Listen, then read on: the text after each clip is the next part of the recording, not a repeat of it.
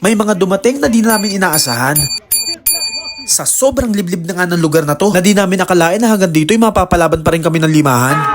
Kaya nung tinapos ni Amo laro namin, agad kami niyaya nila para maglimahan. At syempre, pinalagan-agad namin niya, solid bowlers ata to. Tingin namin itong mga batang to, yung mga taga rito lang. Sadyang nanliit kami sa mga height nila. Siguro yung mga edad dito ay nasa 16, 17, 18, 19, 20. Sa dami kong sinabi, siguro naman tatama na ako kahit isa. Pero seryoso, ang lalaki nila, pero mga bata pa talaga. At nasabi nga ni Bossing na halos kalahati sa mga batang to ay nakakadakdak. At sobrang nanghihinaya nga siya kasi wala nga daw mga proper training dito sa lugar na to. At yun nga daw yung pinakadahilan niya kaya siya nalipat sa Zagreb. Dahil sobrang laki nga ng tiwala niya sa sarili niya na makakapaglaro siya sa NBA. Pero lahat ng yun ay nagbago dahil lang sa iisang tao. At yung taong yun ay aksidente naming nakasalubong one time na galing kami sa training. At yung time na yun ay kitang-kita ko sa kanya mga mata ang sama ng loob niya. At habang kinukwento niya sa akin lahat nangyari, nakikita ko talaga sa kanya mukha na masakit pa hanggang ngayon pag naaalala niya yung mga nangyaring yun. At nasabi niya nga sa akin yung bukas na pinto na yun na lang talagang dahilan para makapasok siya sa NBA. Pero hindi talaga ibinigay sa kanya ng pagkakataon at inisip niya na lang na hindi talaga para sa kanya ang basketball. At nasabi pa nga niya na maraming beses na hindi na siya umattend ng kanilang mga practice pagkatapos ng nangyaring yun. Sa gitna ng pag-uusap namin ay biglang pumasok sa akin ang verse na to. God had a better plan for us, that their faith and our faith will become together to make one completed whole. Their lives of faith not completed apart from ours. Sino ba naman tayo para kontrolin lahat ng bagay? Minsan kasi sa lahat ng kagustuhan nating makuha ay nakakalimutan na natin yung taas. At yun mismo ang ginawa ni Bossing. Ipinagpasa Diyos niya na lang lahat ng nangyari sa kanya. At dinala siya ni Jesus sa lugar kung saan siya dapat nararapat. Yun ay ang business. At sa lahat ng nangyari sa kanya, wala siyang pinagsisihan hanggang ngayon. At bigla siyang nabuhayan sa basketball simula nang dumating ako sa kumpanya niya. One time kasi pumasok ako sa trabaho at may dala akong bola. At sakto naman na nandun siya. At nilapitan niya agad ako para tanungin kung naglalaro ako ng basketball. At kitang-kita ko sa mukha niya talagang masayang-masaya siya. Parang first time lang niya nakakita ng bola. Wala siyang sinabi na kahit ano tungkol sa kanya. At habang nag-uusap nga kami, hawak-hawak niya yung bola ko. At kitang-kita ko nga talagang nag-i-enjoy siya sa paglalaro ng bola. So, pa lang niya mag-dribble, kita ko talaga naglalaro talaga to. Akala ko naman na doon natatapos yung pag-uusap namin sa basketball. Ilang buwan nga lumipas ay tumawag siya sa akin at nagyayaya maglaro ng basketball. At nag-shooting nga kami kung saan-saan lang kami pumupunta. Ilang buwan nga lang ito na. May nagyaya na sa akin para sumali sa liga. At for Pilipino lang daw, hindi daw pwede ang lokal. So, kinausap ko nga yung mga committee, baka pwedeng sumali yung lokal, medyo may edad na rin naman. At good news, per season, pumayag sila. At syempre, binalita ko agad kay Amo at tuwang-tuwa talaga siya. Kahit anong explain ko, hindi talaga niya maintindihan kung anong liga yung sinasabi ko. Kaintindihan kami, wala pa lang nagpapaliga sa kanila na katulad ng paliga ng mga Pilipino. At ramdam na ramdam ko yung excitement niya na makakapaglaro ulit siya ng basketball. At for the first time daw siya makakapaglaro na kasama ibang lahi. Habang nakikinig ako sa kanya, naisip ko na kailangan ko palang i-explain ng laro ng mga Pilipino. Sabi ko nga na wala naman kami proper training. Halos lahat ng Pilipino ay natuto lang sa tabing kalsada. In short, street ball. At ang sagot niya nga wala naman daw magiging problema. Ang mahalaga lang sa kanya ay makapaglaro siya ulit. At nung sinabi niya nga sa akin yung edad niya ay talagang nagtaka ako. Sa edad niya nga noon ay talagang mapapatanong ka kung talagang kaya niya pa ba talaga. At wala nga siyang sinagot kundi tumawa lang ng tumawa. At doon niya nga sinabi na halos naglalaro sila linggo-linggo ng mga kaibigan niya. At tingin niya daw ay talagang kaya niya pang makipagsabayan. After nga namin mag-usap ay kinabukasan meron na siyang bola at sapatos na panglaro. At nabiro ko nga siya na parang hindi ka excited ah. Nawala nga sa isip ko na bossing ko pala to. Siya kasi yung tipong tao na talagang hindi mo mararamdaman na talagang bossing na bossing siya. O mukhang hanggang dito na lang ang mga kwento ko. Mukhang pagod na rin si Amo, mukhang kailangan ko ng palitan. Problema kasi wala na magka-cameraman. Pag sumasablay kasi yan, agad nagpapasab sa akin yan eh. Mas malakas daw kasi ang team kapag may bayani sa loob.